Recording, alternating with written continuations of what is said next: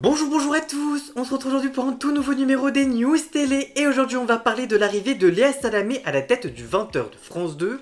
On évoquera d'abord les raisons de ce choix, autant pour Léa Salamé que pour la patronne de France 2, Delphine Ernotte, mais aussi les conditions de cette arrivée, que ce soit vis-à-vis de son mari, Raphaël Glucksmann, et de la suite de Quelle époque sur la même chaîne, et on en parle juste après le générique. C'est parti, c'est juste après ça.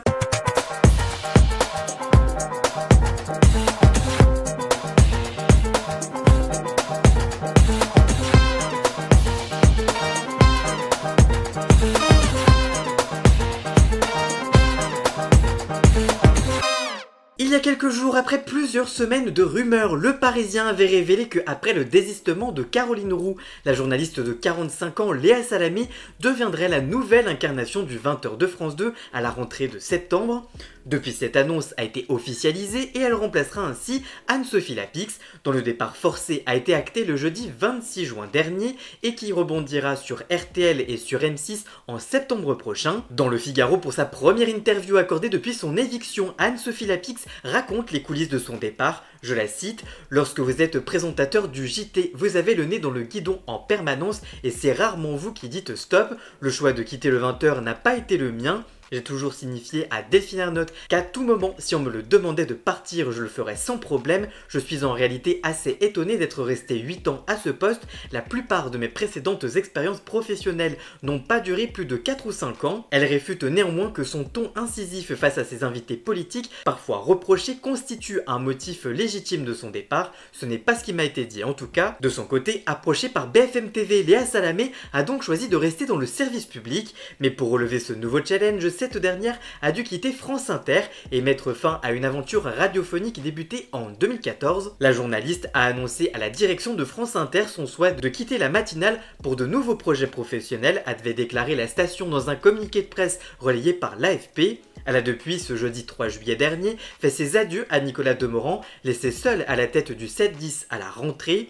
Son histoire avec France Inter n'est pas terminée, avait toutefois ajouté la directrice de la radio Adèle Van Rett, évoquant des discussions autour d'un nouveau projet pour l'avenir. Animée par Nicolas Demorand avec Sophia De Villers et Léa Salamé, la matinale de France Inter est la plus suivie de France. Selon Médiamétrie, de janvier à mars 2025, elle a tiré en moyenne 1,80 million d'auditeurs chaque jour.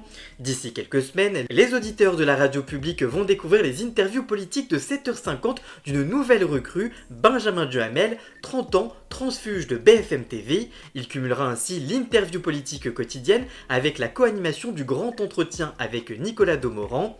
Cette seconde mission lui a été proposée après la nomination de Léa Salamé au 20h de France 2, ce qui l'a convaincu de faire ses adieux définitifs à BFM TV. À la question de savoir s'il a demandé l'avis de la journaliste avant d'accepter cette offre de France Inter, Benjamin Duhamel se montre complètement transparent auprès de Télé Loisirs. Je cite: « Bien sûr, elle m'a dit de foncer les yeux fermés car cette matinale est la plus belle chose du monde à faire, indique-t-il. » En tout cas pour Léa Salamé, le défi du 20h de France 2 sera clair, rebooster un journal en perte de vitesse. Depuis plusieurs saisons, la baisse d'audience de JT de France 2, rallongée depuis la rentrée de septembre 2024, inquiète en interne. Selon Médiamétrie, le 20h suivi par une moyenne de 3,79 millions de téléspectateurs et 19,2% du public, contre 5,23 millions de téléspectateurs et 26,7% du public pour Gilles Boulot sur TF1. Mais alors pourquoi Léa Salamé a-t-elle accepté le 20h de France 2 ? En effet, personne ne s'y attendait et pourtant la direction de France Télévisions a officialisé le nom de la personnalité qui remplacera donc Anne-Sophie Lapix aux manettes du JT de France 2 à partir de la rentrée prochaine, en la personne donc de Léa Salamé. Mais quelques jours après l'annonce de son arrivée à la présentation du 20h de France 2, Léa Salamé a accordé un entretien à la Tribune Dimanche, au cours duquel elle a évoqué ce qui l'a poussée à prendre les rênes de ce grand rendez-vous quotidien. Si elle a longtemps affirmé ne pas vouloir présenter le journal, elle a fini par changer d'avis, et ce grâce à sa rencontre avec la présidente de France Télévisions. Je la cite: « Je n'ai jamais eu l'obsession du 20h, mais ma rencontre avec Delphine Ernotte a été décisive. Elle a eu des arguments très forts et on a appelé à ma responsabilité en cette période chaotique. Dans ce monde fracturé, marqué par les guerres et les souffrances, elle s'est dit qu'il y avait dans mon parcours de vie de femme quelque chose qui me permettait de raconter peut-être l'actualité différemment. Elle m'a convaincu d'y aller même si j'étais réticente au début. » Interrogée sur le refus de Caroline Roux, Léa Salamé a révélé lui avoir parlé. On s'est parlé, elle aurait très bien fait le job. Elle a expliqué qu'elle voulait rester assez dans l'air, qu'elle anime d'ailleurs parfaitement. J'ai aussi échangé avec Anne-Sophie Lapix, que j'apprécie beaucoup et qui est une intervieweuse hors pair. Elle sait que ce n'était pas mon rêve et ma décision l'a fait beaucoup sourire. Au cours de cet entretien de l'hebdomadaire La Tribune Dimanche, paru ce dimanche 22 juin, réalisé par Rémi Jacob, la journaliste franco-libanaise de 45 ans a dû répondre à la question suivante. Vous êtes la compagne de Raphaël Glucksmann, comment éviter tout risque de conflit d'intérêts? Léa Salamé a alors expliqué concernant l'homme qui partage sa vie depuis 2015, je cite, il est député européen depuis 6 ans et cela ne m'a pas empêché de présenter l'émission politique pendant près de 5 ans, de faire l'interview du 14 juillet, le débat de l'entre-deux tours en 2022 ou d'avoir tous les politiques au micro le matin sur France Inter. Les temps ont changé et les Français, politiques compris, sont beaucoup plus féministes qu'on pourrait le croire. Elle a dévoilé ce qu'elle comptait faire si Raphaël Glucksmann était candidat à l'élection présidentielle de 2027. Elle a fait savoir, je cite, « Il est évident que dans ce cas-là, je me mettrai en retrait, comme j'ai pu déjà le faire à 2 reprises sur France Inter lorsqu'il était candidat aux élections européennes. » Dans la même interview, Léa Salamé n'a pas manqué de raconter les coulisses de son arrivée aux 20h de la 2. Elle a expliqué, je cite, « J'ai été très tentée de rejoindre BFM TV où l'on me proposait d'animer un late show quotidien. C'est une chaîne de qualité que j'apprécie beaucoup. Avec France Télévisions et Stéphane Sidbon-Gomez, on a beaucoup discuté depuis quelques mois et on a évoqué plusieurs projets et ce n'est qu'à la fin que le JT s'est imposé comme une évidence. Par ailleurs, ce mardi 24 juin, Delphine Ernotte était l'invitée sur le plateau de Quotidien sur TMC. Interrogée sur le départ de la journaliste Anne-Sophie Lapix du 20h, la présidente de France Télévisions a d'abord déclaré, je cite, « J'ai beaucoup d'admiration pour Anne-Sophie Lapix qui a tenu et a porté tout haut ce journal pendant près de 8 ans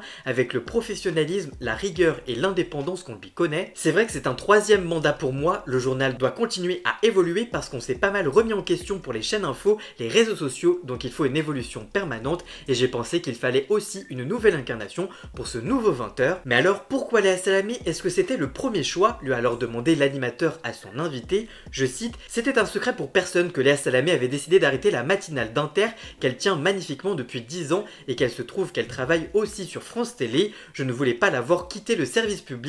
Donc ça fait plusieurs semaines que je discute avec elle. J'avais proposé le 20h à Caroline Roux qui a finalement décliné. Donc là, dans la discussion avec Léa Salamé, je lui ai dit, écoute Léa, il faut que tu y ailles. Elle n'en a jamais rêvé du 20h. Donc c'est pas Léa Salamé qui est venue me dire, je veux absolument le 20h. C'est exigeant parce que c'est énormément de travail. On arrive le matin, il faut avoir lu toute la presse. Ça peut être impressionnant aussi. C'est un exercice qui peut être un peu plus formel qu'un talk show qu'elle a l'habitude de faire. Il se trouve qu'elle va faire le 20h du lundi au jeudi. Et elle aura le vendredi de libre. Je trouvais ça dommage qu'elle arrête Quelle Époque, donc elle le fera en même temps. Les téléspectateurs de France 2 devront en revanche patienter encore un peu puisque Léa Salamé prendra les rênes du 20h télévisé de France 2 à partir de septembre prochain. En tout cas vous, que pensez-vous de cette déclaration? Allez-vous regarder le JT de France 2 présenté par Léa Salamé la saison prochaine? Dites-moi tout ça en commentaire, je vous lirai bien évidemment. Voilà, j'espère que cette vidéo vous aura plu et informé. Si c'est le cas, n'hésitez pas à la liker, à la commenter, à la partager sur les réseaux sociaux, à me rejoindre sur tous mes réseaux sociaux à moi. Tous les liens sont dans la description. Vous pouvez également cliquer sur le bouton rejoindre afin de prendre un petit abonnement de 3 € par mois pour me soutenir. Vous pouvez également faire un don du montant que vous le souhaitez pour m'aider financièrement. Vous pouvez aussi vous abonner gratuitement à cette chaîne YouTube, ça me ferait extrêmement plaisir et ça me soutiendrait au niveau de l'algorithme. Dans la description, vous retrouverez également tous les liens pour retrouver Jason, alias Ian Scott, pour la musique de fond et le générique de cette vidéo. Et nous on se retrouve très vite pour une toute nouvelle vidéo. A très bientôt, ciao ciao.